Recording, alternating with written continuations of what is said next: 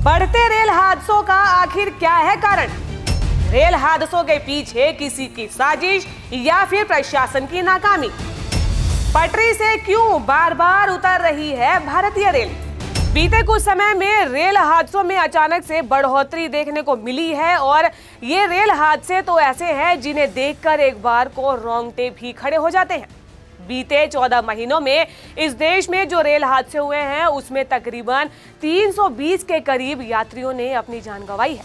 और बड़ी बात तो ये है कि कई बार तो प्रशासन की सूझबूझ से जो है रेल हादसों को टाला भी गया है। और सबसे बड़ी वजह जो है 70% इन रेल हादसों में रेल का डिरेल होना यानी कि ट्रेन का पटरी से उतर जाना रहा। ऐसे में कई बार प्रशासन पर भी सवाल खड़े होते रहे हैं कि आखिरकार ट्रेन पटरी से उतर क्यों रही है। और ऐसे में एक जो सोशल मीडिया पर कई ऐसे वीडियोस वायरल होने लगे हैं जिनमें कि पटरी पर एक्सपेरिमेंट के नाम पर जो है छेड़छाड़ करते हुए देखे जा सकते हैं। और इन वीडियोस को देखकर मन में सवाल खड़े होने लगेगा कि आखिरकार ये जो रेल हादसे हो रहे हैं इनका कारण कहीं ना कहीं ये उल्टे सीधे एक्सपेरिमेंट तो नहीं है।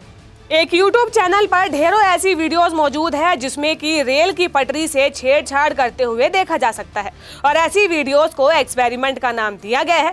पटरी पर सिलेंडर, साइकिल, मिक्सी, पत्थर, सिक्के, साबुन और भी कई तरह की चीजों को रखकर उसे एक्सपेरिमेंट का नाम दिया गया है। इन वीडियोस को देखकर कोई भी व्यक्ति ये समझ सकता है कि रेल पटरी से ऐसा एक्सपेरिमेंट करना कितना घातक हो सकता है। अब सोचिए कि अगर एक्सपेरिमेंट के नाम पर इस तरीके की हरकतें हर रोज होती रही तो फिर यात्रियों की जान वाकई में खतरे में है और रेलवे इस पर संज्ञान लेने की जरूरत है। भाजपा नेता शहजाद पूनावाला ने भी ऐसे एक्सपेरिमेंट से जुड़ी एक पोस्ट सोशल मीडिया पर साझा की है जिसमें उन्होंने ऐसे लोगों के खिलाफ कार्रवाई करने की मांग की है। अब इन हादसों के पीछे का पूरा कारण तो हम ये एक्सपेरिमेंट वीडियोस पर नहीं डाल सकते हैं।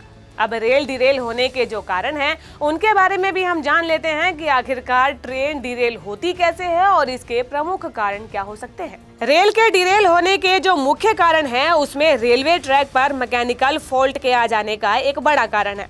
और इसके अलावा जो है पटरियों पर दरार का पड़ना है। इसके अलावा आपको बता दें कि एक्सल जिस पर ट्रेन की बोगी रखी होती है उसके टूटने की वजह से भी रेल डिरेल हो सकती है। इसके अलावा लगातार चलते रहने से ट्रेन की पटरियों से पहियों का घिस जाना भी एक बड़ा कारण माना जाता है।